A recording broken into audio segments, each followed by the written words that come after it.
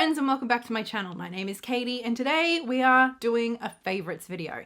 Now, I did miss my December favorites, so this is going to be a combined December-January favorites, and I have quite a lot to talk about, so let's dive right in. As always, let's start with the books. And just before I dive into my favorite books of December and January, I thought I'd let you book lovers know that over on my second channel, Katie One More Time, I have been uploading my 2021 reading wrap-up. So I currently have up my favorite adult fiction books of 2021 and my favorite non-fiction books of 2021, and there's 10 in each of those. So if you're a book lover like me and you want to know what my top books, top of the tree, pick of the orchard books were for 2021, I will leave a link to those videos in the description box below for you. And in fact, this first book was mentioned in my favorite non-fiction reads of 2021. It was that good, and that is Care Work. I don't have a copy here because I'm lending it out. This is the sort of book that I will push into the hands of anyone who is even slightly willing, because I think it is that important of a book. This book is all about disability justice. It's quite a short book, but I found it pretty difficult to get through,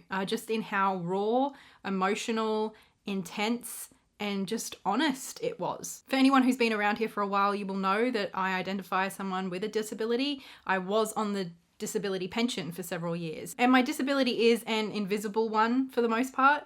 And it is a fluctuating one. So I know my experience is very particular to me and to people with similar experiences to me. But I loved this book in how validated and seen I felt.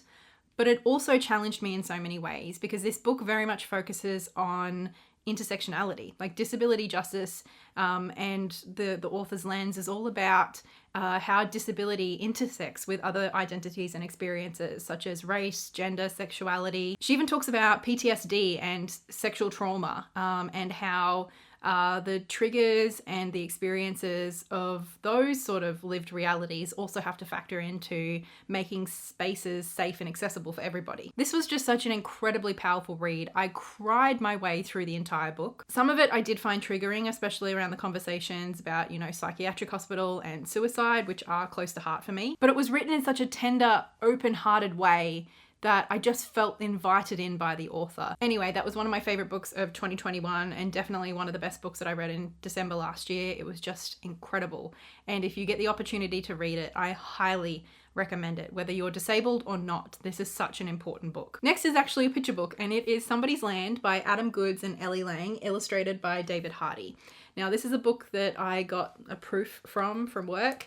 And Adam Goodes, for those who don't know, was a football player, a very prominent Aboriginal football player who experienced huge amounts of racism from both within his team, the coaching team that he, played with, as well as from the Australian public. He was one of the greatest football players of all time, and when he stood up to racism, he was completely denigrated and essentially pushed out of the sport. And this book is a beautiful picture book about essentially the fact that Australia, or so-called Australia, was somebody's land, is somebody's land. It's essentially challenging the Australian fallacy that, when Captain Cook arrived, there was no one here. Nobody owned the land. Nobody was doing anything. It was just an innocent misunderstanding. And this book is just beautifully done. It's very tender. It's very sweet in a lot of ways, but it never shies away from the harsh realities of the history of Australia. I think the language and the tone in this book is so well done. It's agitating without being aggressive. I don't think that's the right word, because I'm not trying to say the books can't be aggressive or forthright in their messaging. Those books are important and valid too. But I think the way that this book is done, it sort of invites you in to have a bit of a challenging conversation, to start those conversations, both with, parents and adults and with their children, especially settler children in Australia. And it uses repetition really well in particular. Quite often throughout the book it says, they said it was nobody's land, but it was somebody's land. And at the end, there's a really strong affirmation that it was, is, and always will be Aboriginal land. So it's strong, it's direct, it's clear, it's beautifully done. And I think that this is a great book to get the conversation started with young people and their parents. For January, I also have a picture book, although I wouldn't really say this is necessarily a children's book. It can be. I think this is applicable and appropriate for pretty much everybody. This is What Happens Next by Yinshuzi Yoshitake. And if you've watched my favorite books of 2021 video, again, linked below, I mentioned another book by this author as one of my favorite books. And I didn't even realize, I've been working in my new bookshop for a few months now, and I didn't realize we had a bunch of this author's books just sitting in the corner waiting for me. And this one is just really sweet. Essentially, a young boy discovers his deceased grandfather's notebook. And in this notebook, the grandfather was sort of writing about what he hoped would happen to him after he died. And he wrote all of these different little ideas and sort of what he thought happened next, or what he hoped would happen next. And then I think the only literary fiction book I read in January was Temporary. This is by Hilary Lecter, and I've had this book on my shelf for a little while. I originally picked this up because it was recommended as something you might like if you enjoyed There's No Such Thing as an Easy Job, which was one of my favorite books of last year. Although I can understand where people are drawing those connections, the tone, the atmosphere, the message, the themes, nothing about this in terms of the feeling of reading There's No Such Thing as an Easy Job is comparable, I think. This is weird. There's no other way to say it. It's really fucking weird. It's this wacky novel about this woman who is a temp. She works different jobs at different times, you know, a temp. We know what a temp is. And throughout the book, we follow her as she goes into increasingly weird positions. Like, she does a bit of office work, but then she also temps as a pirate, also temps as a barnacle. It's bonkers, it's wacky, and I ended up kind of loving it. Also, I love this cover. I think it's fabulous. Now, I did read 60 something books in January. To be fair, a lot of them are picture books, but they're books. Reading is reading, so I'm counting them. And I will be doing a reading wrap up over on my second channel, which again will be linked in the description box below. I don't think I'll be reviewing every single book I read, but I will be talking about the notable ones. So if you're a bookish nerd like me and you'd like to hear me talk more about books, make sure to subscribe to my book channel. Okay, now on to the tarot decks. Okay, so the first one I think I've been mentioning for a couple of months now, it's the Next World Tarot. I can't put this thing down. I adore it. I think this is my favorite deck. It's my favorite deck at the moment anyway. Like, just no other deck is coming close to how this deck makes me feel. And I think as I get more and more in touch with how I like to read tarot, what I like to use tarot for, this deck fits more and more into my life as a tarot reader and how I read for myself. I just adore it. I adore everything about this deck. I love the artwork. If you missed it, I did a whole tarot in practice, quite a lengthy and emotional one with this deck last month. And I'll leave a copy, like a link to that in the cards and in the description box for you if you'd like to check that out. For me, working with this deck is just such an incredible experience of feeling seen and validated, but not just me as a person. It's like my whole lived experience. It's like this deck sees the realities of my identity, the different intersections that I experience, while also honoring the experience of others, of the people in my community, people with different experiences. It's just so beautifully, tenderly done, and it feels so hopeful. The deck is sort of set in this like dystopian, post-apocalyptic kind of setting, like you'll notice in the background of a lot of the images, but you know, this deck's only been out for a few years, and more it's just looking like the present world. But I think what I love so much about this deck is that it doesn't feel like hopeless. It doesn't feel like tragedy porn. Instead, it feels so optimistic and hopeful. It feels aspirational in a way. It feels like people in the margins rising from the ashes of the inevitable collapse of our capitalistic world. It's just incredible. And every single time I look at one of these cards, I discover more. I discover more about the card, about myself, about my world, and I can't put it down. I adore it. The deck that I spent the most time with in January, though, is the This Might Hurt Tarot. Well, this is the box. I've just wrapped up my tarot in practice, so that will be up soon for you. And I spent quite a bit of time with this deck. Obviously, I vlogged several of the exercises and readings that I did, but I also just used it as a bit of like a daily draw reading. Not every day, but often enough. You know, one card at the beginning of the day or the end of the day. And I really enjoyed my experience with it. I won't say that I love this deck. Like, I don't feel any kind of emotional investment connection to it in the same way that I do the Next World Tarot, but I'm really happy to have it. Like, it just feels like a really strong, steady kind of workhorse deck. It's fairly Rider-Waite-Smith. Not exactly, like it does have its own personality, its own spin on plenty of the cards, but essentially it's very Rider-Waite-Smith, just with a modern, contemporary, diverse cast and setting. And I like that. I like having a representative alternative to the Rider-Waite-Smith. I like the Rider-Waite-Smith well enough. It does sort of have a bit of a soft spot in my heart, but I don't know if it's the older I get or, you know, the more experienced I become as a reader. I don't know what it is. The less I feel drawn to using the actual Rider-Waite-Smith. I still am firmly planted in the Rider-Waite-Smith tradition, like the structure. I really enjoy that. But the deck itself, I don't know, I just don't like to go to in the same way that I used to. So I think a deck like this and having a deck like this on my shelf as a really solid alternative, one that I just know I can throw cards down and have a really clear, direct reading with, just makes me really happy. I'm really glad to have this deck. I'm also really glad to have an alternative to recommend to beginners.